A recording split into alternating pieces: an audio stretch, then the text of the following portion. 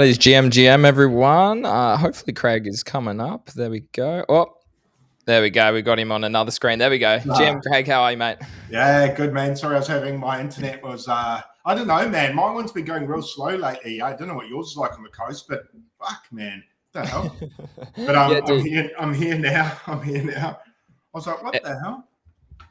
All right, amazing. Yeah, dude. Yeah, I don't know. Hey, internet in Australia can be so bizarre, and same with our phone service, really, as well. Man, it was like dial-up speed for the last week, and it's funny because it started slowing down. Yeah. And then I got a letter from the internet provider going, hey, if you want to upgrade to the faster speed, let us know. And it's like, hang on a sec, man. It feels like you've throttled me. Yeah.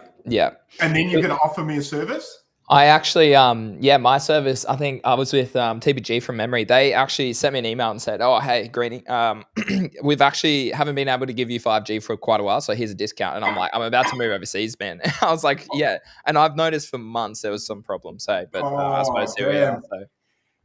Yo, so are we live, are we? Is everyone so we're live. Yeah. So we're chucking this out just on YouTube today, guys, just to see if there's a bit of a difference or if we really do take advantage of X as well. So obviously, thanks, Craig, for joining me again, mate. Always appreciate it every week. Thank you.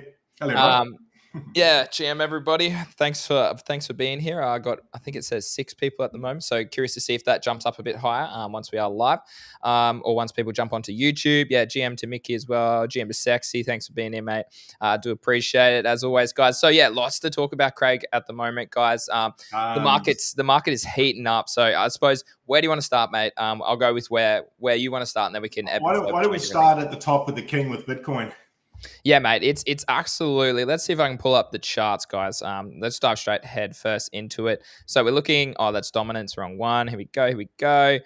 So, and then share the screen. All right, here we go. There we go. And that should be good as of right now. So there we go, guys. So yeah, start with Bitcoin. Obviously we've hit 50K yesterday. As you can see here, a clear breakout above. Volume has been kind of not as good as you might want to see it down the bottom here, guys. But I would love to see maybe a spike above that sort of level there to show me that this does continue a bit higher. At the moment, we're kind of in a no man's zone. I would say the next sort of target for resistance is around that 51.7, so around that 52K level mark. If we can break that with sustained volume, I'd see us heading up to about 58K, which is, there's a big gap there. So plenty of liquidity to head up to it around that 58K. And then we honestly have only ever spent, what's that, probably like a month in Bitcoin's total history above that sort of 58K level. So yeah, very, very bullish at the moment. I would love to see volume come in. I'm seeing a lot of people quite bullish. If you actually look here as well, so if we go to Coinmarketcap, if it wants to load for me, I might have to get out of a couple of tabs. So if we come here, what's showing me that there is strength again in the market is that the fear and greed index is back in the green territory. It's at 72. So last week, Craig, when we caught up, it was down in the 50 territory in the neutral. So that's really interesting to see as well at the moment, that we have actually bounced back into that sort of greed region. What are your thoughts around that? Yeah, similar to your levels. I was kind of curious whether we'd hold above the 50 or drop below the 50 and go back to the 49 and then sort of retrace from there, or whether we continue up to about the 52. Tricky at the moment, mainly due to, like you just said, we haven't spent much time above these levels, so there's not a lot of support structures, pre-set up. There's a few, but it's kind of I sort of got goosebumps when you said how little time we've spent in that zone, because I remember it kind of took me back to 21, kind of had horror flashbacks in a way and euphoric flashbacks. And it just reminded me to try play this a lot better. But from this is kind of what, I think you and me speaking over the last few weeks, this was kind of what we were hoping would play out. Yeah. Took a little bit longer. But really, if you look at that big wick down from Bitcoin prior to heading up, that was the wick, wasn't it? That was the one you and me are waiting for, to 37K. Yeah, and it was funny because that wick was also in your top altcoins, which are also sort of outperforming, right? And it's that same narrative that we've been talking about for a long time, Craig. It's It's the Solana ecosystem. Look right now, guys. Bitcoin's up 15% for the week. Solana's up 15% for the week. But also, you've got AVAX up 15% a week. And these have been the same ones that have been sort of running up for a long time. You've got Immutable up 32. It's 23rd, Craig. Holy man. 23rd total market cap. That's crazy to see. We've had exposure to that for a long time. Cosmos ecosystem. Again, it's been heating up. It's at 12.5. Ethereum layer 2s is where obviously the money is as well, guys. So there's up 11%. And then obviously the competitors on other L1 blockchains or L sort of modular blockchains, if you want to go down that route on Cosmos as well. Like Near's up 16%, Injective's up 10%, Casper up 30%. Let's go, baby. Celestia's only up 8%, so that's interesting. Stacks, again, a Bitcoin ecosystem play, guys, up 40% for the week. So we're seeing the same sort of plays. Check out Beam for the week. Let's look at Beam, guys. Let's look at Beam. And then we'll dive down into the charts as well, guys. So if you are new here, please subscribe to both Craig and I. His details are in the description below. If we have a look, my internet, as Craig said, is being a bit dodgy, so I might need to close a few tabs. But if we have a look here, guys, Beam is up 50% in the past month. Okay, look at that. Look at that chart, guys. You can't fade AVAX. You can't fade the gaming ecosystem. You can't fade Beam as exchange, as a swap, as integrating new tokens into the AVAX blockchain as the dev side, plus the gaming narrative. So Beam is definitely one that Craig and I have had exposure to for quite a long time. So we will dive into the chart. Yeah, crazy and good to see Beam up there as well. Yeah, it's. I was having a look before what sort of made the biggest moves over the 7-day period, and was Beam at 63%. I was like, holy crap! I actually didn't even, I guess when you look at things every day, you can kind of lose sight of what's actually done what. Yeah. And if I hadn't seen that number, don't get me wrong, I thought Beam had done great, but I didn't realize in 7 days it done 63%. That's like, oh, I'm so stoked I'm in it, man. I'm like, yeah. I'm pretty sure last week we said, hey, if you have conviction in some of these plays, right? So this is on the day chart, guys. So this just shows you, right? If you have conviction in these plays and it holds these sort of strength levels here, like that just shows you how long ago we were actually charting it. So if we come back and have a look at this, like it was holding these levels, and that is super bullish for me, okay? Because if it holds that support level, that shows that there's continued buyers, and then look at that volume spike. That's what I want to see with Bitcoin, guys. If we see Bitcoin have these volume spikes down the bottom, then I think Bitcoin heads towards that 58, 60K level. If we don't, I think we maybe noodle between that sort of 50 to 52K, maybe even 49K region, and then we might actually see shorts step in and take over the market. But really interesting. Obviously, if we do look at this. So this was, over a week ago. If you look at how much Beam is up, 67% for the week, Craig. So that's obviously so good to see, man. So good to see. Let's dive into some of the other top altcoins. Obviously, Solana's one of the ones that we have a pick. It's also, so this is a very interesting chart for me, guys. Solana obviously had that sort of consolidation phase after ripping to 120. It has broken out. It had sort of that retest sort of area at about 93, has moved up towards that target. But if you do zoom out, this is where, if we can flip this level at 110 to 115, as you can see here, I've drawn it quite a long time ago. It had support way back here for a week, so there's lots of liquidity there from 2021. We couldn't break above it at the end of 2021. /2022, we did spike about it, couldn't hold it, so that shows me that it is a big level. And then obviously that was the more recent level that we did see move up to the, like in that pump, obviously when the BTC ETF was approved about nearly a month and a half ago now. So we're looking at this level as probably significant for Solana. If we flip this, we head so high, in my opinion. We probably head up towards the top of that, so it's about 135 would be my next target for Solana. So I'm keeping an eye on this level, Craig, as a really important level for Solana. So as you can see here, we touched twice up there. We got rejected quite heavily, so I'm sure a lot of people shorted that. That would have been a really nice short, actually, if I was at my computer yesterday. Yeah, 5% short without leverage. So, but that's a high, low, high, low. If this one forms a high low here, then I'm pretty bullish that this might flip this region. And I would like to trade this as a support and resistance. So if it comes up, I would be looking for it to flip this, hold, maybe once hold again, and then bang. That's where I'd be looking to long there with setting probably my stop loss down here and then towards 135. So that's what I'm looking at Solana, Craig. Thoughts on that chart? Looks pretty good. Looks really good. AVAX has a really similar setup as well, not to take away from Solana. They're the two I've sort of been watching really closely. I know it's two of our bigger bags, and, you and me, it's sort of been, they're bigger bags because you and me, we like the narrative leading into the bull run. Absolutely. And what I was super bullish on this week and what got me really excited is seeing Bitcoin pump. But then what I wanted to see is which altcoins move and move hard. I wanted confirmation, I guess, for peace of mind. Yeah. And AVAX and Solana gave me that big time Yeah. this week. So I'm like, hell yeah, man. I'm so pumped about it. AVAX, that wick down to 29 was phenomenal. I'm so glad I copped that. Absolutely. But they're both looking good, man. Like the whole market's altcoins for me, feels like they're close to ripping. Yeah. Yeah, dude, absolutely. And we'll look at totals because they often give you a really good insight into what's happening too. And obviously as liquidity sort of like maybe comes out, like there's so many things to talk about, Craig. Like we got the BTC ETF, the amount of billions of dollars that are getting pumped into that every single day is crazy, which is great for the ecosystem, which actually is great for buyers stepping in on chain actually as well, which then leads to more liquidity moving into altcoins because people do like to be more degenerate. People like to speculate a little bit more. And if you look at Solana, it just flipped BNB as well in terms of market cap as well. So that's quite bullish as well. But yeah, if we look at the AVAX chart here, guys, we bounced off a level, as you can see here, like TA works. We talk about this every single week. If you're not using TA, you are falling behind, guys. As you can see here, we wicked up to this at 2022, August last year. We came down, we retested that. We didn't close below it, sorry. So then that means that there's strength there. That was a great buy sort of level. DCA, as Craig said before, anywhere between 26 to about 31. And we have obviously moved up. We are still obviously, again, sort of similar chart to what we showed you with Solana. We have a bit of resistance here between sort of 40 and about 43 and a half is where I see a lot of resistance for AVAX. But again, if it can flip that, then I go giga long. I probably go giga long. So, dude, I flip that and then I wait for it to break this sort of high here at that previous level of 11th of December. I'll make it a bit easy for you guys to see so it's not so zoomed out. So I'd wait for it to break this high here, but again, I'd probably be longing this, setting my stop loss to maybe where if this is a potential low here, let me just delete these and set it up a little bit more for you guys to see. But if you do look here, guys, so if it does maybe sort of fall down a little bit here, but then move back up above that level, that's where I'd set my stop loss.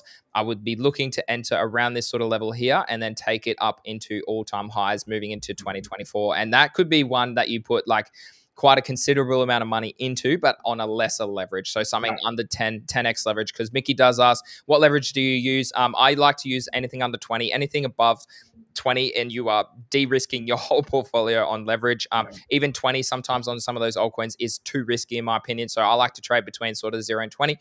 If it's a long-term conviction play, probably under 10. If it is something a bit more aggressive, like Sexy, shout out to Sexy in the crowd. Sexy definitely trades in a different sort of system. So he has really tight stop losses, really tight take profits. So then you can be a bit more aggressive with your leverage. Like you can set it a bit higher. So that's what I like to do as well. So yeah, great question, Mickey there.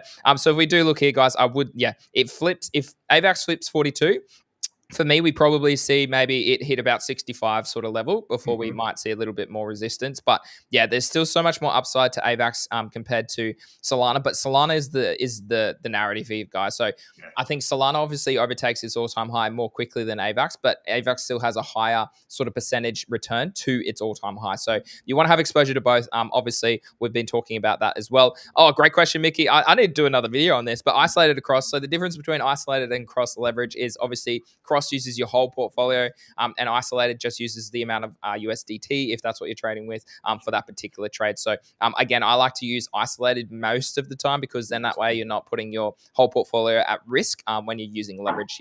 But yeah, that's what I like to do. But again, I've seen a lot of successful traders. Shout out to Fred's community. He uses cross. I know Sexy does use cross as well. But again, I'd probably only use cross leverage if you know what you're actually doing and you've spent a lot of time trading leverage because it can be quite risky.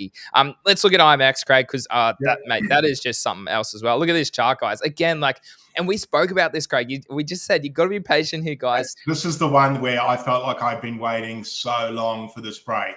That's it. Look at this. Like it consolidated for 63 days. So it consolidated for 2 months, and we said, hey, be patient. Like have conviction, and then sure enough, it's bounced back quite aggressively. It's up also 60% for the past 2 weeks, so that's great to see. But again, it's kind of hitting that no man's land because again, as you start to see, guys, there's less liquidity up here. It's going to hit an all-time high probably quicker than a lot of other tokens, which is great to see. So IMX, a big gaming narrative, a big platform narrative for marketplaces, NFT trading, all of that type of stuff, the gaming side of it as well. So IMAX for me is definitely one, and I know it's only. You know what, Craig? I've started to see more people catch on to it in the timeline only just this past week or so. Is that, yeah, I hadn't noticed that much, but what I have noticed is there's not much chatter about the coin. But as far as breakouts and patterns go, this one is probably one of the sexier ones on the market, just as far as it's kind of led the pack. Yeah. Because for me, this is what I'm waiting for everything else to do, is this move play out. So it's kind of interesting for me that IMX was the one that did it, but also makes sense for me because it was the one that was probably frustrating me the most. Yeah. Because I was like, I just know it's going to do it. And I felt, it felt like it had been making me wait 2 years for it. But it was, I guess, 63 days, not that long now that I think about it. But at the time I was like, man, when's this thing going to go? But 10 weeks, I guess 10 weeks is a while. Yeah, it is a long time, hey. And like I remember charting this way back in, what was it, October, and I said, look at this double bottom, it'll play out. And sure enough, it did play out. And then we did need to consolidate because that was a huge move, particularly if you were buying it down at the lows. Like you'd be up so much money right now. Like if you managed to DCA down here, guys, you're already up a 5x, nearly 6x now as well. So that's great to see. We'll dive in deeper to some other coins. So let's look at Say, because that's another one that's really heating up. Again, obviously, because it ran up quite hard more recently, it has less of a breakout compared to, say, some of the other ones like Bitcoin, Solana, IMX, Beam, that sort of thing. But we are sort of seeing Say move up. Again, a lot of people on my timeline, a lot of people in my groups are very curious about the unlocks with Say. But again, you can't fade a narrative. Yeah, it's always good to be considerate of the fully diluted market cap of a potential token. But at the end of the day, guys, like, if there's a strong narrative, there's people trading on that blockchain, there's people trading the DeFi of it, there's people trading the NFTs of it, the meme coins of it, then it has the potential to run up so much higher. And I think a lot of people do fade that at the end of the day because they're worried about token unlocks and that sort of thing. Like, so it's definitely one that I'm keeping an eye off. So there's the big man. Caught the whole breakout on IMX 58 suit. Stop that, mate. What's that? That's like 2,000% returns. Yeah, that's nice. Stop it, mate. Stop it. Thanks, Mickey. Appreciate it. Love your NFT videos. Fantastic. Yeah, there's lots of, mate, I've been trying to get that info out to you guys. If you haven't watched it, we will touch on NFTs very soon. I think we'll touch on the market first because we do have a lot. Craig and I, puppets and a lot of different communities in NFTs at the moment are really popping off, but we'll get to that soon, guys. Let's look at so Trader Joe, this is a really interesting one because obviously AVAX has started to heat up. We've started to see Beam heat up, but Trader Joe is obviously that premier sort of DEX on AVAX. Again, you could potentially see here that there's a large double bottom there, and then it looks like it's setting a higher low compared to these ones here, guys. So that's bullish structure as well. So there's a couple bullish things here that I'm looking at. This could actually be a really nice sort of low leverage play. You know what? I'm going to open one MEX. I'm going MEX right now. That looks good, man. Shit. And that's it. Like, and I'm like, this is where on a play like this, I would probably allocate more USDT to it, but set it at like a 3x leverage, Craig. Yeah, I totally agree. But that looks absolutely beautiful. All right. Sorry, guys. I'm pulling it up right now so that I don't forget to do it later. All right, so that's Joe. We're looking at it. So again, it has that narrative of being quite a prominent figure on the AVAX blockchain as people start to use it even more frequently with the dev side, with the gaming side. They're going to have to go to AVAX. Go to Trader Joe to swap their tokens for meme coins, whatever it is, right? And so that's why I think Craig and I both have quite a bullish take on it. Let's look at Celestia. What a chart, dude. This is unbelievable. But how do you even buy this thing, eh? Like, I've been waiting to DCA back. I want more. Yeah. And it's just not giving me an entry, man. Are you still staking yours as well? Yeah, same. I hope that plays out because I bought probably around this sort of region, guys. So I haven't seen much returns in it. But again, like something like this, you kind of needed to consolidate sideways for a while. Otherwise, it just can't probably go up as quick as say Solana and AVAX now because they have kind of cooled off for a bit of time. So I'm watching this, like you said, Craig. It's quite hard to buy something like this at this current point of time. So I'm keeping an eye on this. I would love to see it maybe come back down towards that 15 level. If we do see a market sort of move back down, because then we might see really good opportunities for Celestia. Obviously, they have the airdrops potential on there as well. We're starting to see the meme coin and the altcoin sort of heat up on that blockchain as well. But obviously, we're currently staking on there to get some potential airdrops using the Kepler dashboard and the Kepler wallet. There's also some other ones that escape me at the moment. I can't remember what the other ones are. Craig, can you remember what they are? The other wallets. Yeah, no, the other way is that you can stake for potential airdrops. Sexy, if you remember, mate, I'm forgetting what it's. Yeah, It starts with M. I can't. It's not magically. It's not. It's Milky Way, maybe. Yeah, something like that. Yeah, it reminds me of a bell, a name. So yeah, that's one that I'm looking at. That's one that Craig and I do have potential airdrops on as well. Celestia. What else we got? We got Radium. So obviously Radium. I'm very curious to see. So a lot of our group have been very bullish on Orca and Radium. We're seeing that. Look at this chart, guys. Like. But again, we zoom out even further, though, guys, and this is what Craig and I bullshit. So man. That's why you want to have a bit of Radium in your portfolio, in my opinion. Being one of the prominent dexes, that's still 14x to all time highs. If that plays out, man, you're going to see me wearing Versace on the show, a silk Versace shirt, because my bags are packed on this play, and it looks if it plays out. Yeah. Whoa, it's going to send, man. That thing looks... But this, dude, it looks so good for long term. But this is exactly what I'm talking about, guys. Like, you want to be waiting. So you wait until it, like, if it screams up. So that's a 6x basically in the space of a month. Okay. Not a lot of tokens do that, right? However, it has come down, obviously, since that across the past sort of like over a month, about 2 months now, come down 50%. So for me, I always look for retracements of at least that in a particular altcoin that's run. So this might be actually a really nice sort of long area as well at the moment. So hold on, I might need to open another tab to have Radium as well. Actually, Radium is probably one of the alt buys I'm going to do today. Yeah, I'm going to load up a bit more. Just the way it's consolidating here looks like it's going to hold, and I just feel that when this blows, I'm going to regret not having more. And I just feel I've got some, but I feel underexposed. Yeah, and this is just one of those plays. Hey, if it doesn't happen, it doesn't happen. Exactly. But if it does happen, it's going to print like what you said. Was it a 14x? Yeah, to all-time high still. To all-time high. Not saying that'll happen, but God, if I got half of that, I'll be happy. Yeah, and I think what Mickey's saying is true. Like, it does have transaction problems in terms of failed transactions. You got to increase your slippage, increase your price impact, that sort of thing. It is a bit slow. It doesn't have probably, like, I use Bonkbot to trade meme coins because it gets it instantaneously. The liquidity pools there straight away for Bonkbot compared to Radium. It does take a bit of time. However, you want to be trading on narratives, and the narrative is Solana ecosystem. The narrative is also, obviously, Jupiter's come out recently. It's also starting to trend down, so it's no surprise that Orca and Radium is sort of trending down as well. However, I do think these do play out longer term because people need to use the platform. People need to use the DEXs to swap to do different things. And I mean, if you know how to add liquidity to a pool to get into meme coins to farm that in a particular way as well, that's another whole different side of tokens in terms of the Radium liquidity pool. So there's a lot there. And as Craig said, if it doesn't play out, that's fine at the end of the day. But I do think, like, I got in quite low, so I'm happy to hold that back. I might buy a little bit more here on a leverage exchange so that I can maybe trade that up to multiple X's moving into the bull market later this year, or we are in a bull market. And I do say that, but we are definitely in a bull market. We'll look at a couple of last ones. So Vulcan Forge is one of my other premier sort of plays on the gaming token. And again, guys, it sort of broke out, couldn't hold it, moved back down, retouch a level again. TA is just beautiful, Craig. TA is beautiful to watch. As you can see here, I draw this line, guys, after these two peaks here. So it touched this line at 5.3. It's back up to 6.5. So one that I'm keeping an eye on at the moment.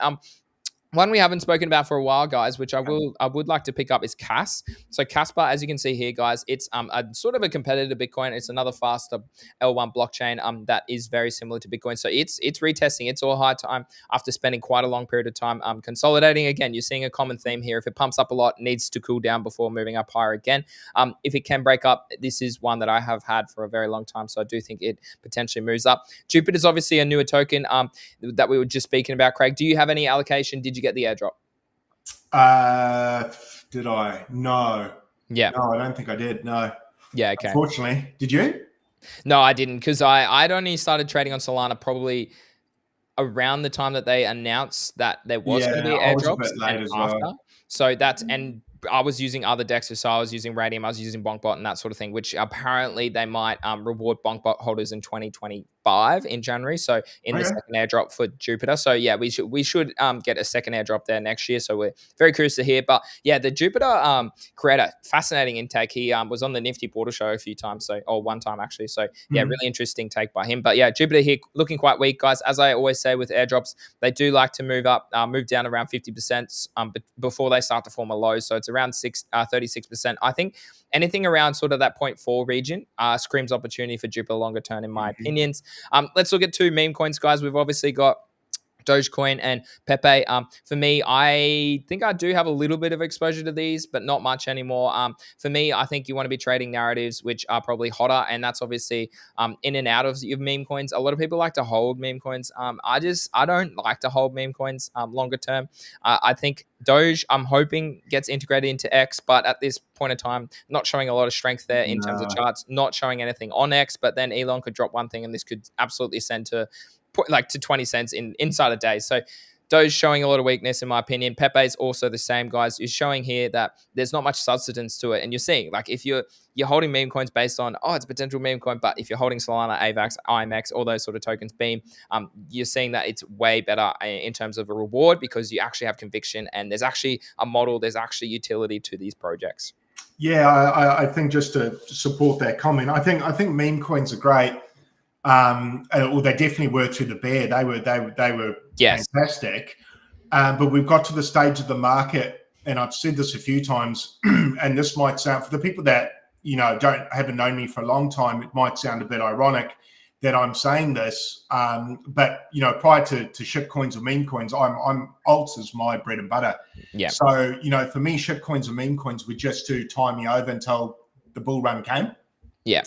But for me, much safer gains to be had on altcoins versus meme coins. And people could go, yeah, but you can get a 100x on that meme, but show me how many people are. Yeah. And then what I could do is I could take 100 people, get them to put $1,000 on the top 10 alts. Yeah. And they're going to get a 5x, man. Yeah. And they're just going to. Exactly. And I think that's it. Like, I'd rather put, like, say 20 grand into Solana than try and flip 1 grand like 20 times, right? Correct. I'd rather just swing heavy at the moment. Exactly. And cop a 5 to 10x. Yeah. And, come back, and in the bear, I'll come back to meme coins with a fat wallet, and I can do my little gambles, whatever. Yeah. But at the moment, I mean, you saw Beam before, that's up, 65% for the week. Yeah. That's a big move, man. Yeah. And there were, Mog, shout out to Mog, that I think that had about a 75%, or actually, what did that end up going up by? It went out. We'll look at that soon because that is one of the topics we're going to discuss. ETH Memecoins, because they're starting to see a reappearance in the timeline and with liquidity, all-time highs, that sort of thing. It moved up to 40 plus, I think, million from memory. Yeah, it was it tapped 50, I think. Yeah, there you go. So that's good to see. Super strong move. But at the same time, just what I wanted to bring up is that a more boring token like Beam made a similar move. So exactly. For me, don't get me wrong, I like Mog. I think it's got great potential. I won't talk about it too much because we'll go into that in a sec. Yeah. For me, if I'm going to park a large amount of money, for me, it's got to be that. But hey, my risk tolerance is just different to some people's. I'm a bit older. If I was 20, I'd probably be like, fuck it, Hail Mary, Mog, right? Yeah. Yeah, I think so too. I think that's not a bad way to sort of portray it. It depends on your risk tolerance. It depends on your portfolio too. If you've got hundreds of thousands of dollars, you're probably not going to be trading meme coins aggressively, right? What you'd be doing is chasing that 5x to make a mil. If you have 5 to maybe 20, you might be a little bit more sort of risk on. If you have $1,000 to $5,000 or less than 1,000, so $0 to $5,000, that's probably what the sort of market, the clientele, the people that should be trying to chase those higher returns, because that you can flip your 1 to 5K using airdrops or meme coins, whatever it is, really quickly to maybe 50K. And then you can kind of allocate more towards those 5X, 3X plays. And then you turn 0,000, or say you've got 2.5K, you turn that into 50K, you've turned that now into 250K because you've just allocated accordingly along the right sort of risk curve. So it's really interesting. There's a lot that you can talk about, and there's a lot that we can talk about because we've been in this space for a long time around strategies and the best way to run your portfolio. But yeah, really interesting here, guys. This is Solana versus ETH. It's showing a lot of strength here. Again, I'd love to see volume kick in and these continue higher. I think Solana versus ETH definitely sets a new all-time high probably soon. We're seeing that again, even though ETH is starting to warm up in terms of its NFTs, but also its meme coins. I still think Solana outperforms this cycle just due to its pure utility factors. Fast, quick. It's cheap. It's easy to use. DGen people can use it, so that's always good. The airdrop sort of narrative is huge on Solana as well. So that's what I'm looking at there. If we look at Sol versus BTC, we're looking here. So again, it's coming up against its resistance. I would expect it to either break up or down. This is a really interesting one. I was talking to my group about this yesterday, but we're kind of in the boat that maybe in the short term, BTC maybe does sort of maybe outperform a little bit, but then I think Solana comes back and starts to head up against BTC. So I'm watching these two charts with a lot of interest because I actually did buy a bit of ETH last week or the week before because I was thinking that it was quite sort of, it's at an interesting point. And to just show you what that looks like, ETH versus BTC. So it's holding the bottom of this support resistance zone, which it has for a very long time, but there's not a lot of strength here, but it's showing me support. So if I can see it moving up with the ETH narrative of the ETF getting approved too, I think altcoins on top of that receive a lot of love. But I also think maybe that ETH does sort of run up hot in comparison to Bitcoin. Once Bitcoin maybe hits those sort of 60, 70K levels, I think in the long term, I'm still probably more bullish on in sort of returns on Bitcoin compared to ETH. But in the short term, I think ETH might outperform Bitcoin. And that's, again, you got to take these sort of risks. I did sell a bit of Bitcoin. I sold a bit of mainly Solana actually to into my Ethereum. I traded a few NFTs as well on there. So farming a bit of Blur, which we will talk about later as well. But yeah, it's just interesting. There's so many things you can do at the moment, Craig, in this market. Yeah, man. I mean, seeing that there sort of feels like ETH's sort of due, eh? It is, yeah. But I don't know, man. Just seeing, I mean, I think Ethereum's definitely going to have its time in the sun, no doubt. You know, Bitcoin typically runs, and then Ethereum, and then alts follow from there. Yeah. But like you said, I just wonder what the upside potential percentage wise of ETH is compared to other alts. Yeah. And me personally, I'm still the same as you. I just think AVAX and Sol outperform it percentage wise. Yeah. And that's no hate on ETH. The other thing secondary to that, and one of the main reasons I say Sol definitely, is Sol has just eaten a large market share of Ethereum. Yeah. And I can say that because, you know, you and I are in the trenches every day. Yeah. And people are trading Solana meme coins heavily. So it's swallowed up that market share, and it has the narrative. So I don't know if that can be beat. No. And if you look here, guys, it's up 3.8x in the last 150 days compared to Ethereum. So why would you rather sort of hold Ethereum compared to... I mean, if you're going to remove the emotion, man, and look at the numbers say...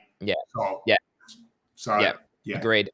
And we'll talk about Blast and Blur soon, guys, because I'm very curious to get Craig's take on those as well, because the unlock is very upon us in the next couple of weeks, and I would like to talk about that. But yeah, let's look at total market cap. We're definitely moving up. Great to see here.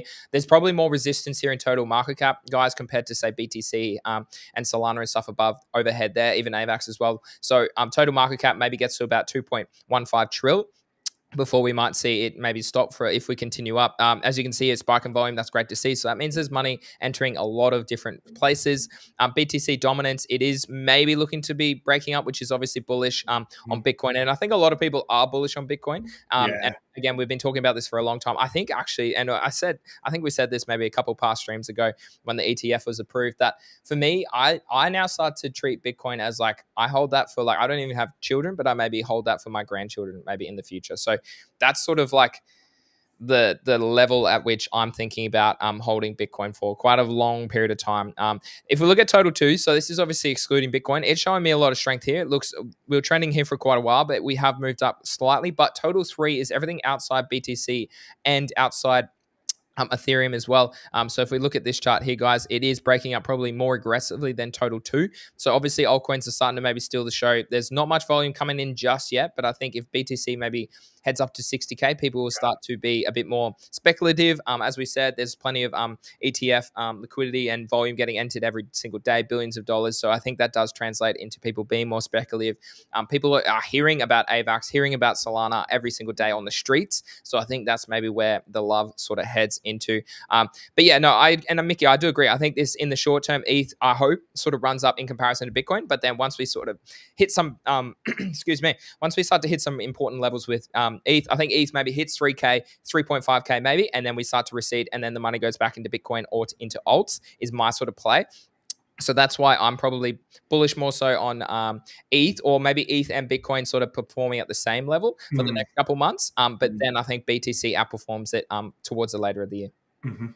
Yep. So yeah, really interesting. And Klidos makes a great point here too, guys. It's great for smaller bags, and that's a lot of people are degenerate in this space. A lot of people like to speculate, so that's again a super big bullish factor for Solana. All right, guys, we've covered lots of charts. Interestingly, the DXY is sort of trending still, so I'm watching the US dollar because if that trends up traditionally.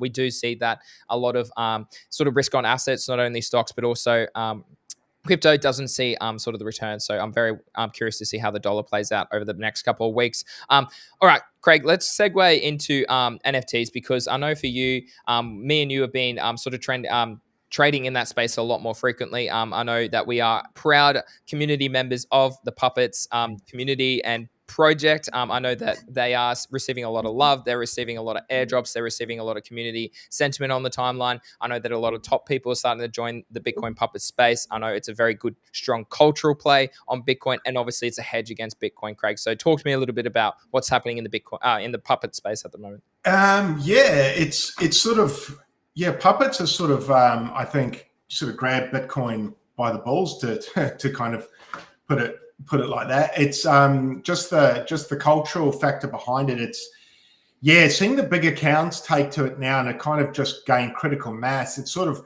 for me, hit that sort of, what's the notoriety now where I don't see a massive drop in it. I think a lot of people are bullish on it. The community is just so loud. They raid hard. Ordinals are going great at the moment. And I kind of feel this run I feel like Bitcoin's shining nicely this run. It had its ETF approval, which has obviously put a real shine on Bitcoin. And I think consequently to that, we're going to see an NFT or ordinal run on Bitcoin similar to what Ethereum had in 21. I don't think Ethereum's going to have necessarily the NFT run that it had in 21.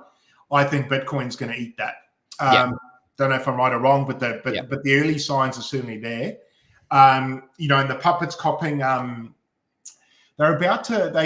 There's a mint coming up. I can't remember the name of it for the Puppets. A derivative. You would have seen that an OMB styled. That's going to cook, man. That's going to cook so hard because the art looks sick. And Bitcoin Puppets mint for free, which you made a good move, man. You bought a second one just before that announcement. You lucky son of a bitch.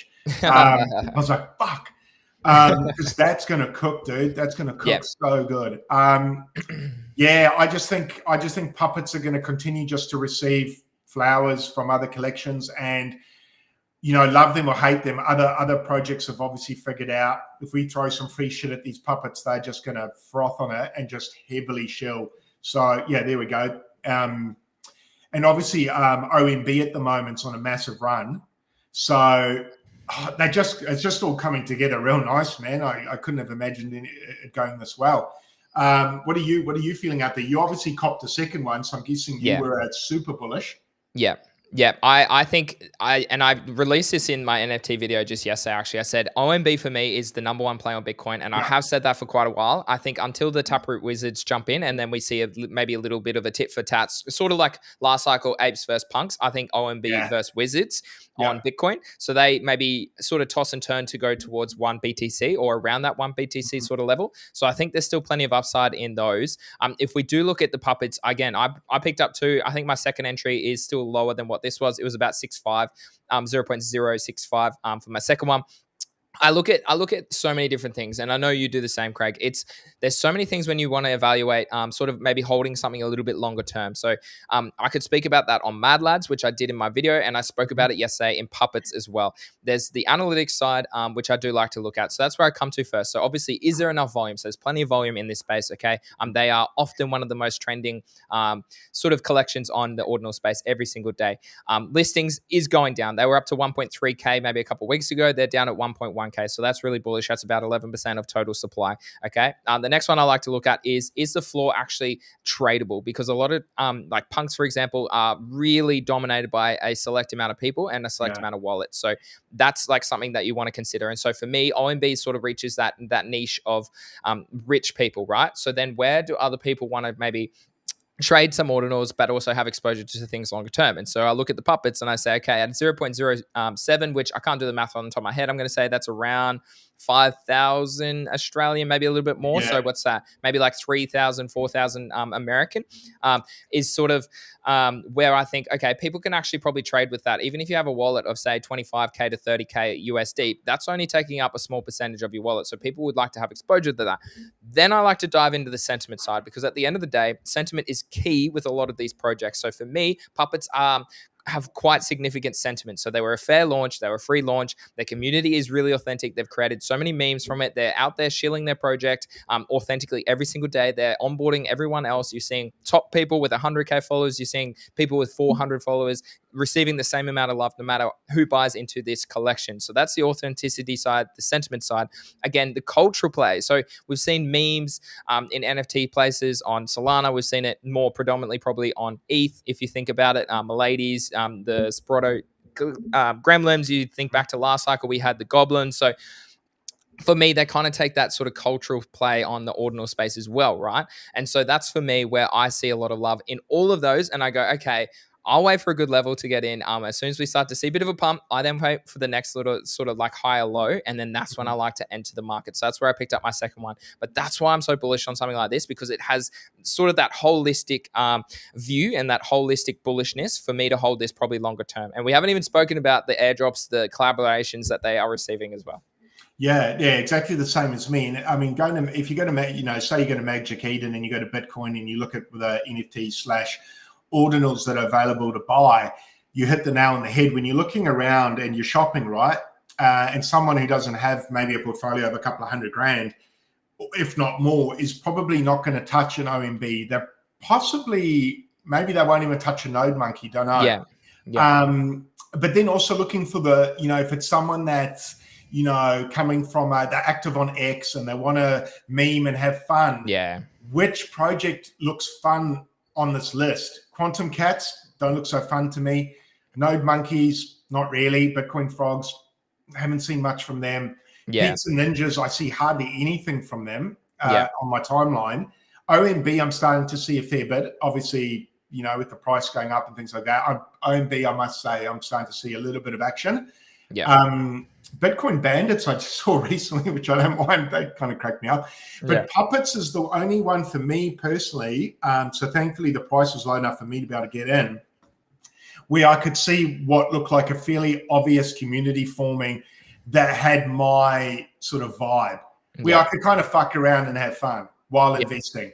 So that was part of the reason I got in there. Was I just like the community. But there's not a lot. I mean, that's the cool thing about ordinals at the moment, is being so early. Yeah, you can get a position. Puppets, I think, is just such a. I know we go on about it, but I still couldn't give a better recommendation, I don't think, on Bitcoin. And I agree. And I think if you're looking at it, you can buy 2 puppets for the price of a Node Monkey or for a Bitcoin Frog. So again, and what sentiment do they have? They probably just aren't showing me the strength that I'm seeing in the public community. So that's great to see. We are seeing a bit of a lull in terms of volume, in terms of NFTs across the past couple of weeks. ETH is dominating. And then Solana's now picked up a little bit compared to BTC. So this is really interesting. And again, I said this recently on my timeline as well. If you start to see a blockchain or a community or a project start to go a little bit more quiet, that's always screams opportunity for me to actually go back there and start thinking about what's going to happen when people realize it's too quiet or it's come down enough for them to go, okay, I want to speculate on this again. So really interesting times at the moment. Obviously, we're seeing that ETH is dominating the NFT blockchains. Obviously, you can see here Bitcoin, Solana, Polygon, AVAX, and now obviously Immutable X is also coming up as well. So great to see a range of different blockchains receiving a lot of love in the past 30 days in terms of volume. That might be a really good segue into ETH NFTs. Now, Craig, in terms of collections that you have from last cycle, that's a different story, because you still are trying to obviously sell them for making profit or to break even, whatever the strategy is. But for me, my question to you is, what sort of NFT collections on ETH really interest you the most at current evaluation or moving forward, if you do see a potential sort of drop in price? Man, for me, definitely Killer Bears was the move. Yeah. I think over the 90 days, it went from 0.5 to it's going to probably hit 2 ETH in the next 24 hours. Yeah. A 4x in 90 days on Ethereum on an NFT is probably wasn't a bad play, considering I haven't seen too many collections that weren't. There were art collections that were doing a few X's, but not PFPs. Killer Bears has kicked ass. The irony of saying on the ETH blockchain is they're going to go to Sol. So I dare say a lot of the hype is coming from the fact they're actually migrating. And I don't know if you saw the tweet they put out, but they put out a pretty extensive tweet explaining how they're going to approach the gaming side on Solana. And the really cool thing, and the thing that I don't think people still aren't getting, is the founders came from a background of apps, mobile apps. That was where they made their money. So Ben, I dare say, the founder of Killer Bears, one of the founders, could probably be retired. He made a lot of money in apps, mobile gaming, multiple top 10s in the App Store. They then obviously decided to go to a new exciting, go to Web3, sort of being those forward-thinking kind of guys. They wanted, I guess, to feel uncomfortable again, probably. And they got into Killer Bears, and I've been friends with him now probably a year and a half. Just such a good dude, man. Like, it's not often you meet a founder that's fucking rock solid and actually, I can say hand on heart, has good intentions. And they've been wanting to take this to gaming, but I think they were very much hindered by Ethereum. And now that Solana's come along, and especially with the dApp store that they've got on the Saga, I just think that they're just going to replicate what they did on the iPhone, man, on the App Store. They're just going to replicate it. And that's the beautiful thing about getting behind them now, is they have a history of success in the exact field that they're targeting, but they're just going to integrate Web3. Other founders, like you could go Frank from, Dear Gods or whatever, they're trying to do it, but have they got a history of success? Have any of them? I don't know. So I'd rather back a founder that's had multiple top 10s in mobile gaming who's going to plug a PFP into it, rather than someone that can do a PFP and is going to try gaming. Because I don't think you can just try gaming. No. And can I'll add to this. So two things for you. Firstly, Yuga are trying to do gaming. And now we had Dookie Dash, which was super successful, but then we had obviously the Legends of Mora that really has slumped. We got the other side potential. We've had a couple other spin-off narratives that have not really been successful. So this just gives you, they're trialing and error. However, Ben in this community, this founder, this sort of team obviously has that record, that backing, that previous success that is obviously going to see it. So that leads into my next question, Craig. For someone who obviously doesn't have exposure to the Killer Bears community, they've been a long time follower of me on my timeline. I actually just put out a couple bids, so hopefully one of them hit on Blur. But it's so I'm farming the bids and farming the airdrop as well. So we'll see. Hopefully I do like it.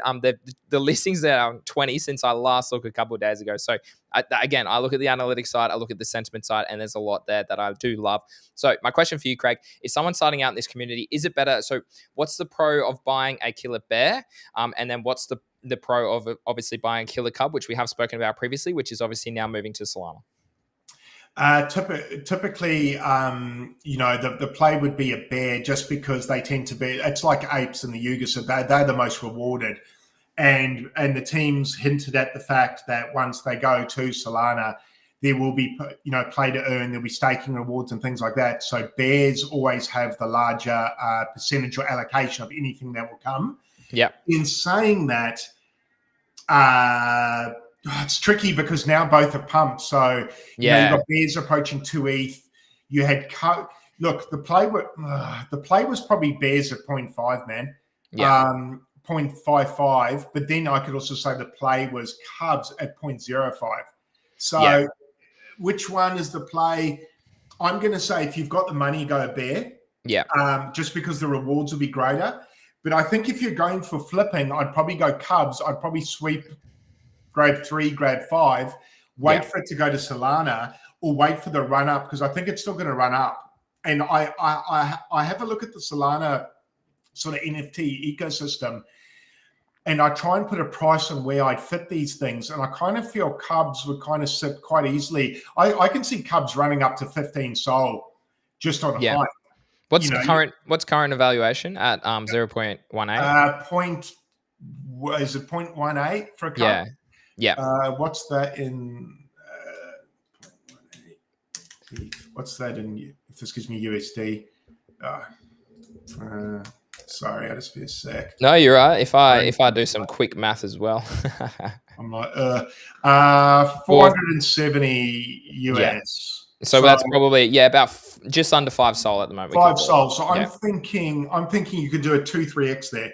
Yeah. Which is kind of the reason why I said you probably want to, if you can afford it, probably to buy multiple so you can actually get a nice return there. Yeah. But then as well, looking at bears, trying to position them as well. I mean, you've got Mad Lads on Sol. In fact, Mad Lads are they above 200 Sol again? No, they're at 156. I must have seen an old video. Yeah, I saw a video the other day. You sent it. Anyway. But we will talk about that because that's one that I do want to talk about as well. But yeah, keep going, Craig. Sorry, yeah. So you've got Mad Lads at about that 150 Sol. You've got the Claynosaurs, however you say their name. What are they sitting at now? 30 to 50 Sol? Yeah, around mid 30s, low 30s. Yeah. So I just wonder if the killer bears. I mean, if you're going to take a company coming into the Sol ecosystem who's going to have mobile gaming with play to earn, staking rewards, with a history of success, and you plonk them in the Sol ecosystem, man, I've got to value that above 100 Sol. Yeah, that's really interesting. So if I do some quick math, so ETH is what? Currently 2,650 is last time I remember it, but times that by 1.7. Well, let's go 1.8 because that's nice and easy. That's 4.770 divided by what's Solana 111 last time I checked. So that's sitting at about 43 Sol now. So I definitely think they could move up at 2x over to 100 Sol because so talk to me. Are the bears also moving to Solana? They are bear. They just released that information. No way. Yeah, I wish Ben had told me. I was trying to get it out of him and he wouldn't tell me. I've been asking for months. Yeah. I knew the Cubs were going. Yeah. But my understanding was the Bears weren't going, which kind of confused me a little bit. Yeah. But they are going now, which obviously means they're going to have a pretty integral part in the gaming side of it now. So I'm like, okay. I just think I think you can't go wrong there. I just think it comes down to what you've got in your wallet. Yeah. If you can afford a bear, go a bear because the rewards are going to be greater. Yeah. But if you can't, Ben has said to me the Cubs are going to be very important. And I think how it's going to play out is Cubs are going to be mutants. Yeah. And the bits are going to be doggos. Yeah, okay. So they're probably that extra sort of play way down there. Yeah, so people, I think, and myself included, I kind of thought bits would be the mutant, but it's not. They're going to be the companion. Yeah. So to increase staking rewards, you probably would have a bit. But I think to be a member of the club, you want a bear or a cub.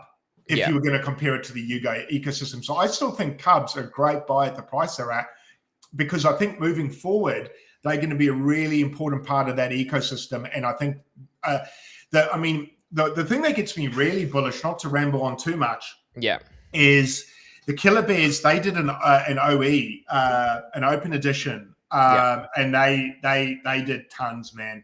Their war chest is I remember that massive. Yeah. So they've got plenty of money to throw at this ecosystem to build it out. Yeah. So and I think they will. I know Ben wants to make a statement. He's definitely, and I feel his pain, man. I chat to him a lot. Yeah. And they had a brutal time to the bear market, for lack of excuse the pun. Yeah. So I'm super stoked to see a project that I know the founders have been grinding. Yeah. It's nice to see them bounce, man. It's one of those projects that it deserved to bounce, and I'm just glad they have. And I mean, the art's like kind of cool, and they've been around a long time, so they're definitely building in different ways. So I love to see it. And I mean, like the floor's not too much, and you start to hit up sort of towards that. There's only 3,333 of them, so these rocket. They went up 0.7 ETH, 0.6 ETH yesterday. Yeah. It's What pretty a crazy. flip. That's a nice flip, man. Yeah, no, and it's funny that you say that. So that's definitely one I have also had an eye on. Alternatively to that, Doodles obviously is one. Not Degots. Gosh, get off my screen. I wouldn't buy that.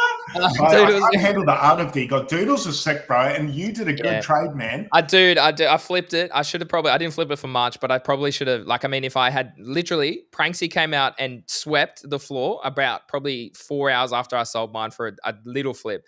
And if I had held it just a little bit longer, I probably could have got about 3.5 ETH from my flip. So like I would have made I would have made an ETH in the space of a day if I just held. So that's okay though. I really like Doodles as a narrative play. I do like in terms of the art. What they're actually building is really cool. So again, I might be starting to farm some bids. We did see, as you can see on the chart here, guys, that they moved up from this level. This is where I was buying and throwing in bids at about that 2.6 level, and then they did pump up to 3.7 level after Pranksy's swept. 3.6. So that's a 1.1 ETH, and there's two trades I could have done better. So that was the first one, Doodles. The other one is Little Pudgies, but we'll come back to that in a sec. But yeah, we're starting to see really, so it's holding that sort of next level around that 3 level. So I think 3 for a Doodle is not too bad if you can afford it. The other one I want to show you guys is how easy it is to swing trade some of these at the moment. So the other night when I went to bed, so this was it's a week ago now already. Crazy, time flies. But Little Pudgies, they went down all the way. You can't quite see. Oh, that's on the week. Yeah, here we go. We go on the month. I saw them. Oh, come on, chart, work for me. This Blur. The one thing I hate about Blur is its chart. I need to use another platform. But anyways, I'll maybe refresh this page in a sec. But essentially, what happened is they come down here last week. So about that 1.44 level, I was like, holy moly, that's down like 0.3. That's like quite a considerable amount of a sort of just drop in price. So I was like, okay, I'll pick up one. I should have brought like 3 at that price because they rocketed to 2.3, 2.2 within like I'm talking a day or two, right? And I was like, again, that's like, and if you had done those 2 trades and just maybe held them a little bit longer than what I did, you could have turned you need to have maybe like 5 to 10 ETH to be doing this, but you could have turned 5 to 10 ETH into 20 very quickly. That's like 30 grand. That's 30 grand, right? Like 30 grand that you could have easily just flipped in the space of a couple days or a week by not doing too much, by just following trends, following listings, following volume, that sort of thing. So again, I think it's the same sort of plays that I spoke about this in my video just yesterday. I think Pudgy ecosystem is a no-brainer for me if you want to be either just like farming Blur. I think it's just such a great play because they do trend up, they do trend down. So that's one I've got my eye on. I've got Doodles. I spoke about Creeps as well previously in that video as well. Creeps ecosystem looks really good. If they do get the portal airdrop, they are gonna send. So I'm holding one Creep at the moment. I did flip a couple of them, so I'm holding that. But outside that, I'm looking maybe at gaming. Outside that, again, I'm not really too convinced in any other collections outside maybe the Killer Bears on ETH. So that might be a nice segue onto Solana. Obviously with the Killer Bears moving there, I think Mad Lads now at 157 SOL are a steal. And I really mean this. And I've been in for a long time. I put up a short just yesterday on TikTok and on YouTube, and the amount of love that it received because it was sort of Solana, and the amount of people on TikTok that go, oh, you're still trading NFTs. And so I told him, I replied to this in my comment. I said, mate, I bought this when Solana was 25 and when Mad Lads were at 80 SOL. They're now at 160 SOL and Solana's at $111. I said, you're the one. Make bank there. Yeah, you're the one fading it. And so I'm just like, I don't know. I'm a bit torn about whether I want to lock up a second Mad Lad. That again, like 157 SOL is a lot of money to lock up again. But again, you can stake it. There's obviously so many different rewards. They've got the wormhole airdrop coming up. They obviously had a potential airdrop the other day for a free Mad Lad or a free Tensor. Tensorian, sorry. So I think it's one that I would hate to fade. Again, a really like conviction sort of base play. And again, I look at the analytics, I look at the timeline, the community is super bullish. I mean, what they're building in the backpack exchange is crazy. They're incentivizing it in terms of rewards. You've got so many different benefits to the Mad Lad community. I hold the Pudgy, that for me, NFTs right now, it's Puppets on Bitcoin, it's Mad Lads on Solana, and it's probably sort of Pudgies on ETH are your sort of conviction plays, in my opinion. And I've been saying that for a long time. But I do think here, like we've seen such a nice little consolidation here. They've changed their chart here. I'm going to have to go somewhere different to trade my charts again. But listings are coming down. Like you see that, we're way down at 315 for a 10K collection, as you can see here, guys. So 3%.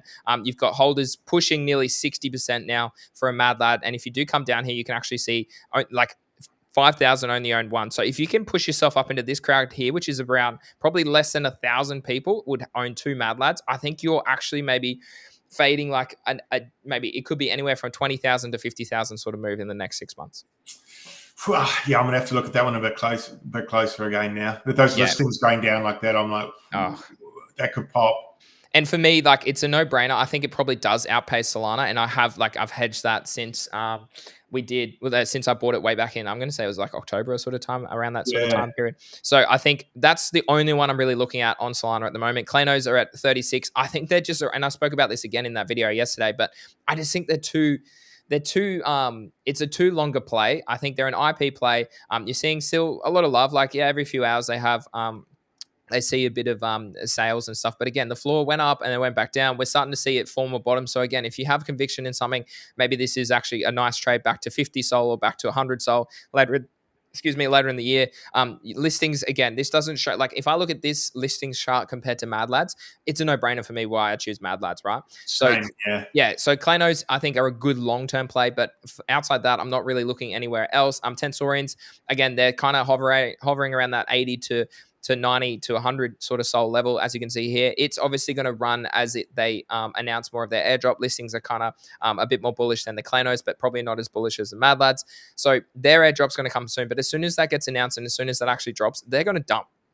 So I think there's better plays, in my opinion, longer term on Solana and obviously on other blockchains, Craig. And we spoke about this quite often, is that at the end of the day, what we're looking at is different assets across different blockchains, right? So we're looking at Bitcoin, we're looking at Solana, we're looking at ETH, we're looking at Say even potentially. We're starting to see Polygon gaming NFTs really run up hot. We've had AVAX had its narrative in terms of the NFT space as well. So there's lots of plays. So it's really interesting to look at that. So that's why I'm looking at a Mad Lad probably over anything else. Doggos, obviously I'm a proud community member. I minted them. I just hold one at the moment. I think that's just, I'm always going to hold. That's my PFP, so I'm going to hold that for a long time. But I think those boys they'll do something coming up again soon. So I'm not going to fade them. But what's their floor, Greenie, of the Doggos? Let's have a look, guys. I was looking yesterday. It was about mid fives, I think, from memory, Craig. So no, it's come down even further. So again, like, this screams value probably longer term, but I just don't think I would lock up that much SOL at the moment. Like, if you swept 10 of these, I probably would be looking to maybe push up into something more conviction based in the longer short term. I do think the Doggos move up longer term. If we look at the data, let's have a look at what they've got going on at the moment. Floors come so moved up, moved back down. Hasn't shown me, like, maybe this is a bottom. So around that 4.8 sort of 5 level shows me that there might be a bit of support there on that chart. But listings, see, this listings is going up. So that shows me that we maybe haven't found a bottom just yet. Volume doesn't see a lot of volume. So that's why, I think Mad Lads is the play for me on Solana. Yeah, I've been waiting to get into Bodoggo. So you sort of hit my price there. I'm waiting for it to sort of go into the fours possibly. And then maybe if people freak out a bit, we may even get high threes. I'm probably going to cop a lot of Bodoggo hate on that comment. I don't know. But seeing the listings go up and the price still look a bit fragile, we might see just a little flash crash into the high threes. And then, those guys, I see why you were bullish on them. They're big in the Solana space, and I think they're going to do some more cool shit throughout the bear run. So I probably think bull run. Sorry. So I probably think Doggos isn't a bad cop. I'm just waiting. I'm probably like a lot of other people. Just watching. Yeah, I think so too. And I think that's it. I think for me at the moment, it's the NFTs are probably in the ordinal space at the moment. Maybe flipping. And obviously we spoke about how you could have flipped 20K in the past week on Ethereum, right? So I think Solana NFTs for me at the moment just probably aren't getting the volume and the liquidity that I want. So we'll be back. Don't get me wrong. In terms of, let's segue into meme coins because it is in the title, and ETH Memecoins have received a lot of interest in the past sort of week or even the past few days. So if we have a look here, Mog's at 56, Craig. So I'm going to pull up a few meme coins on Ethereum. It's been a long time since I've looked at Ethereum, but again, guys, look at this chart, right? So look at that chart on Mog. It is at an all-time high, so that's great to see. It's obviously trending up the top there. As you can see, it's trending third. If we look at Pork, people were shilling Pork in my on my Twitter the other day. I was like, what even is this rubbish? So if we look at Pork, as you can see here, guys, this actually might be approaching a potential breakout maybe in the coming maybe I would say that maybe the next day or so.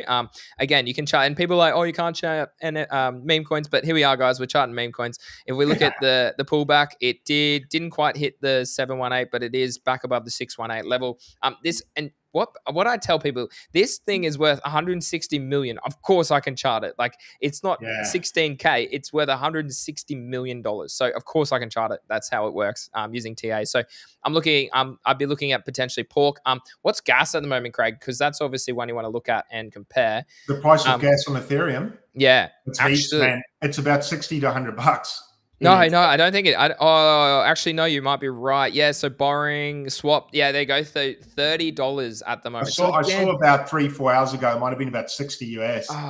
Okay, so that's a bit limiting, eh? I fade that, because if you're trading with $300 and then you're spending $30 going in, $30 going out, that's 20%. That's 20% of your bag gone just to Ethereum. It just means that the percentage gain you have to hit so much higher than on Sol. Yeah. Exactly. And look, there's plenty of people out there with fat ETH bags, and they can afford to swing big, and they'll laugh at us making that comment. Yeah. But what I also look for is, it's not about what I can do or they can do; it's about what other people can do. Yeah, that's it. And don't get me wrong; these ETH ones are going to send, but it'll be a select few. I don't know what are some of the other. I just wanted to have a quick look. What was some of the other real? I mean, Pepe wasn't even looking that good, was it? No, Pepe didn't bounce. Joe obviously saw a bit of love, but that's one that I probably like. It's trending 5th, and there's not much happening there. Like, it's moved up in the past 24 hours. Yeah, about 2x. So, like, I mean, that's nothing to shy off about. If we look at Trump, Magda, if we look at it, it's sort of moving up. But again, I would trade Trump on Solana, and I was trading. Yeah, so this is moving up level by level. So that's good to see. But yeah, again, like we just spoke about, if you have a small wallet, you're not going to be trading these sort of pairs. If we look at Harry Potter, Obama, Sonic 10, Inu, we're seeing it. Again, it's in a downtrend. So not too much really showing me there that there's a lot of love, a lot of... Yeah, that's looked weak for a long time, man. And like, what else is there? Let's have a look in the trending. Pandora was one that released... Oh, here we go. Gosh, I haven't seen this token in such a long time. Let's pull it up. So we got Real Smurf Cat. Holy, man. So I was charting this way back. Like, look at that move. Yeah, and it's, again, it's finally bounced. But again, that's still a lower high here. So that's not bullish for me at all still. So... if we go through, so yeah, Ethereum, I mean, it's good to see them waking up. Don't get me wrong. It's good to see people back on there. Like Spyro is another one that comes to mind that we have. Yeah, it's pumped. So it's a new Spyro, actually. So there you go. So really interesting there. But like, if we come back to gainers and losers and we go back to Solana, so let's have a look and see what's happening in terms of volume. This is going to be all different. Hold on. You go to new pairs, Solana, you go to the top. We start to see, let's go with amount of volume. So what's getting the most? So Jesus Coin on Solana. Oh, it's a new one. Get that off my screen. Get that off. I thought it was an old one. Greeny. Get that. Yeah, no, 42K. It's only an hour. We're not looking at that. So yeah, look at this. So this is really interesting. So when on Solana is up an outrageous amount in the past 24 hours, like 100, like 2.5x. So really interesting that that's coming back. Again, like, if you come to, like, this is how I like to chart. I chart off volume, guys. I trade off volume on the meme coin space. But yeah, Pepper, again, it's just another bloody derivative. You got another derivative here of Pepe on Sol too. As you can see here, it's about the quadrillionth drop of Pepe on this blockchain. So for me, again, I like, people always like, oh, Greeny, why aren't you trading meme coins? Like, and again, my group is like, oh, is GME, like, is this a good buy here? I said, no, it's showing a lot of weakness. We've bounced. If we can get a green candle back up to here, and if we can see volume as well kick in, then maybe this breaks higher. But as you can see here, we're breaking down on GME at the moment. So again, I've just, as we said, Craig, like, there's a time and place for meme coins. I just don't think it's currently it's not worth my time. It's what's worth my time is learning how to farm these airdrops, actually farming these airdrops, buying altcoins, or looking at low cap gems that I think have a much better sustained return. So a 20x over maybe a month or 2 or 3 months, rather than a meme coin that's going to 20x in a couple of hours. I don't have the time to do that. I'm about to go overseas as well, so I can't be in and out on deck screen every single day. And I know a lot of people can, and good on to you for those people that can spend every single day watching the charts, but I just can't do that. So for me, it's about time as well, and how you like to trade the market based on time. Yeah, I guess it's return on investment for that time. Interesting enough, I'll just had a look on Dex tools. Yeah. And Beam is top 10 on Ethereum, which I think's fucking amazing. Yeah, that's so funny. That to me just shows the weakness of meme coins at the moment. If you've got Beam in top 10, what? Like that's a big exchange coin, man. Yeah, like exactly, if that's top 10, what the fuck is that doing on there? Yeah, so that just shows you guys that at the end of the day, like we are starting to see, Get an altcoin in there. Yeah, like there's just more altcoins in there. So like, and like Jupiter and Wen are up there as well. So like you're seeing a lot of love probably for your altcoin bags. And I think that's a lot of people get stuck trying to trade the old narrative, but you need to go with the flow. Okay. You need to look at what's happening, where the money's going, where the liquidity is going, because that's where I think we are starting to see the market trend towards. So Craig, outside that, mate, is there anything else we wanted to cover today in today's stream? Oh man, not really. We've covered quite a lot. All I've got to say is buy puppets and buy some bears, everyone, so I can get a good exit. No, joke. No, I'm super bullish. This week's been really great for crypto. It's been great to see Bitcoin flex a little bit. Yeah, I've kind of felt like the timeline was overly bearish again last week on Bitcoin, and for me, I mean, fear and greed was low. When we spoke last week, Bitcoin was, just on the timeline, seeing people, ETF, it was a sell the news event. I was like, man, this thing's going to fucking rip. Yeah. I kind of feel, not to ramble on too much, but I kind of feel this might be, and I don't want to sound condescending here, but I feel like a lot of people on the timeline, this might be their first bull run. Yeah. Because, you've had 3, this is my second. You and I know what's about to come, man, and it's literally crypto on easy mode. Yeah. And if I have advice for anyone, go and plonk a little bit of money, go throw a dart at a dartboard, pick one of the top 100 alts, pick 5 of them, put $100 on each of them, sit on your hands for 12 months, come back. There's a 5x for you. Sell it, stress free. There you go. Buy a car. Like it's honestly, it's that time in the market now.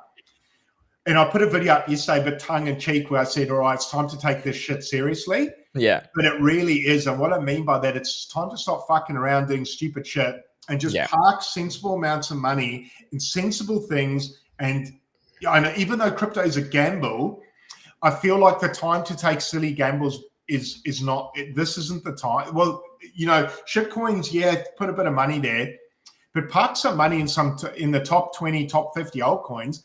And literally go and have a holiday, go and do your normal job, whatever you do. And you don't even have to daily trade anymore versus when you and me were doing this, in the trenches, feeling all that stress with meme coins. I'm happy we're at this time of the market where I literally, it's quite funny. I don't know if you get this feeling as well, but I kind of feel like I'm underworking in the market. Yeah. And I think I've got to tell myself, dude, this is the time in the market where you get to underwork. It's great. And I think that's the answer. And I think two things there. One, you're starting to realize that, right? Because it is your second cycle. You've been through this quite a lot of time. For me, I kind of already knew that you don't have to actively trade at times like this when you have, like, when you are actively trading, that is when we're consolidating sideways or we're at a lower valuation of where we currently are. So if we do start to move back down towards maybe some lower levels, that's when I maybe start to actively trade again to maybe make some more AVAX, make some more Solana, make some more Bitcoin. At the moment, if I think back, like we're in February, we're halfway through February. It's just so crazy, right? But I was buying so much like pre-October, right? Before the run up. So my bags are extremely happy. What I'm trying to do now is farm other sort of things. And so for me, that's like trying to get these NFTs that might run up, like a Bitcoin puppet. Shout out, World Peace NFT. Thanks for being here, bro. But yeah, buy a Bitcoin puppet because I think they do run up maybe 2 to 3x in the next couple months. Buy a Mad Lab, even though, as Klidos said, they are $15,000. That's a lot of money for a lot of people, but I think that outperforms a lot of other NFTs. Or for me, you put it in an altcoin if you can't afford a Mad Lab because an altcoin's going to outperform that too, right? So I think it is. It's not about actively trading. And I say this all the time. So many people are going, oh, Greenie, I lost 10K yesterday. Greenie, how do I win I lost 4 trades. Yeah, I lost 4 trades today. I say, mate, you're over trading. You're actively trading too much at the moment. You need to literally be happy with your bags. If you haven't obviously been, I wouldn't call it luck because we've been here for a while. It's experience and knowledge. So if you haven't got the bags where you want them to be yet, wait for dips because that's the best opportunity, or try and farm an airdrop or something that's way less degenerate, way less speculative because that's the quickest way to farm up into sort of bigger bags for your altcoin bags moving forward. And so for me, what I'm doing is diving head deep into NFT collections at the moment, because that's where people like, as they start to make more money, people love to go buy NFTs. So that's a no-brainer for me, right? But then also diving into low cap gems that follow those narratives that we've been speaking about, or a hot narrative that's starting to pop up, like DPIN's another one, or real world assets, okay? AI tokens. Like, these are sort of narratives that I still think perform really well moving forward. But I think a lot of people just don't realize the value of actually research compared to actively trying to trade. Yeah, you hit the nail on the head. There's I've got nothing more to say on that. That's pretty much, it's that time of the market where you get to do the least and make the most. Yeah, and that's a great way to leave it. Get out there, get in the sun. It's great. I mean, I was buying altcoins same time as you. My bags are packed, and for me, it's that time of the market where what's the word? It's the most boring trading you'll ever do. Basically, I just watch levels, and every time it breaks below, I DCA in, and it's boring as fuck, man. I'm getting no adrenaline kick at all. But you've almost got to wean yourself off that, because that adrenaline kick will come. And I think one of the things that happens with people trading meme coins and shit coins, and I know the same as for me, it took me a while to wean myself off it. Sounds really weird, huh? It was almost like cigarettes or something. You had to like, there were days that, well, I felt there was a time where I just couldn't not go into the group chats to see which ones were popping off. And I just had this FOMO all the time. Now I will visit them once a day just to get sentiment, or a compass reading or a temperature check, and it's still not good, man. And I see these guys and they're just pumping. Every day, man. Dude, and I actually have done the same thing. I've muted a lot of them, and I've actually left a lot of them, because these guys are like trying to trade stuff that I like for a period of time there. Yeah, I was super successful. Like, we ran up several hundred X's, don't get me wrong. And I think there will be times for that again. For me right now, it's not that time. And for those people that are trying to do it, I see more losses than wins. And then if you see someone promote on the timeline, it's often that it's one bag out of 20 bags that they don't actually show you that they bought 20 bags in. And it's just getting lucky by pasting a contract at the right time for a bot, right? And then sharing, oh, look at this screenshot of this bot. I'm like, yeah, look, mate, we all could do that if we want, but it's authentically, and that's why, like, and you're part of the group, my group as well, and like in our group, we cover all of it, right? We cover the whole market, because it's so important, because liquidity moves, blockchains get more interest, others don't. So it's so important to trade all different parts of the blockchain. Shout out to Sexy and a few of the boys who have been leverage trading. Exactly, man. And so, like, literally in the past week with the leverage trades, we've all probably accumulated over thousands of returns and percentages, because that's where the money is. You're trading levels, you're trading support and resistance zones. It's not about trading meme coins every single day. And I think so many people on YouTube as well who watch this, they like my YouTube videos on meme coins, they absolutely slap compared to my other content, but that's fine at the end of the day. And I'll always put out that content. But what I'm saying is that learn to trade multiple aspects of Web3, because that's how you can be successful and grow wealth over time. And I think maybe just a last thing is probably just, know when to time the market, know when the appropriate time is to be in certain areas. And the time is altcoins, man. I don't know if if someone can show me something that's safer with high returns, I'm all ears. Send me a DM, I'm keen. Yeah, absolutely. And I think Mickey makes a really good point too. And shout out to Toebox as well, who's here. But I think it's actually, it's preparing and planning what you're actually going to do ahead. So you can't obviously, none of us know what's going to happen in terms of the time of the bull market or the prices that we'll get to. But once you start reaching either time or prices, you have to have exit strategies. And so many people in this space do not have exit strategies. So I think that's a really important skill that you could be doing now, researching new collections, researching new technology in the space, finding new communities, following these big accounts who know what they're doing. The blast is about to unlock, so a lot of eyes will be on blast, but where does the liquidity go to? So think about where the liquidity goes to. Does it go to ETH NFTs, or does it go to Solana NFTs? Does it actually trickle into altcoins? Does it trickle into layer 2 Ethereum altcoins? So think about it like that, okay? Think a step ahead, because so many people don't think a step ahead. They react when other people have already made moves. Correct. Yeah, and I would say with altcoins, plan your entries and plan your exits so you can take your emotions out of it, because when Bitcoin and altcoins are absolutely ripping, you're going to find it so hard to press that sell button. So I would be planning your exits, whatever percentages they are, and even auto set it. And set some of it really high so you don't miss out on those tops. But my advice is definitely take your profit, because when it dips and it all comes crashing down, it comes crashing down real fast. And there's nothing Yeah. worse than seeing a 100K portfolio go to 30K in a day, man. It sucks. Yeah. And I would much rather have a story saying I could have had 100, but I had 80, rather than I could have had 100, but now I've got 20. That's what happens. Yeah, exactly. No, I think that's so important. No, so I think we've covered that. That last little spiel for the past 10 minutes is probably the best alpha in this whole show. And I think a lot of people should rewatch that. Maybe we'll create some shorts, create some videos for the X timeline who obviously didn't get to tune in today. So we'll look at the performance of the video just to see how it played out. But yeah, obviously, thanks for joining us, guys. If you are new here, please obviously like this video. Please subscribe to me. Please subscribe to Craig on YouTube, but also follow him on Twitter as well. We both put out content every week.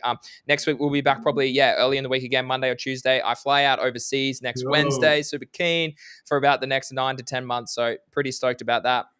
But obviously, that'll be really, it'll be interesting for us, Craig, because we'll have to balance. We'll make it work. I mean, the good thing with me is I'm available most times during the day, so we'll make it work. Yeah, absolutely, mate. No, well, thanks for being here. Always a pleasure. And I'll see you again next week, guys. Thanks for being here, guys.